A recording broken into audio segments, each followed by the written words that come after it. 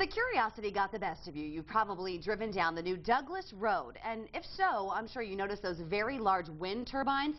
But what's actually going on at that site? Tonight, we are here to answer that question for you. ABC 57's Emily Pritchard learns it's all to help Notre Dame establish a wind energy research program.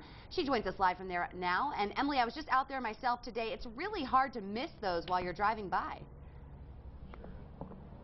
Kim, you are so right. You can definitely see these two wind turbines right behind me. They're right off the new Douglas Road. Now, one of them actually started operating about a year ago, but the second one, which is actually the closest one to us here, only started operating about 6 weeks ago. And researchers tell me it's all about improving wind power all around. High in the sky, the University of Notre Dame's E-Wind program is keeping a close eye on the power that these two wind turbines are cranking out. The research is aimed at improving the performance of wind turbines. Generally speaking, wind turbines generate only about 35% of the available energy in the wind. Thomas Cork, director of the Institute for Flow Physics and Control, says they're making those improvements by active aerodynamic control. This is done by modifying the rotor on a turbine. We're making the air that goes around the wind turbine rotor think that the rotor shape is different than it is.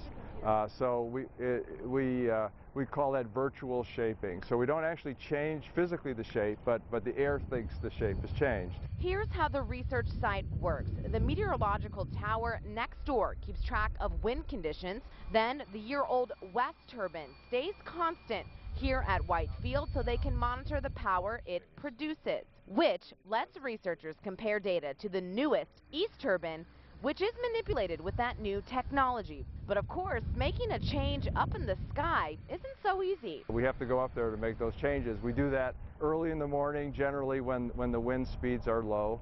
These wind turbines are actually 60 feet high, and to put that into a better perspective for you, it would actually be the same size as 6 of these basketball hoops stacked on top of each other.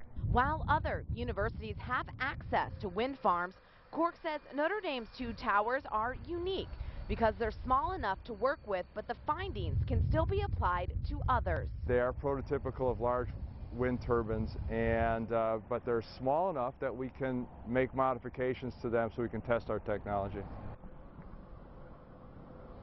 And these two turbines rate at about 25 kilowatts.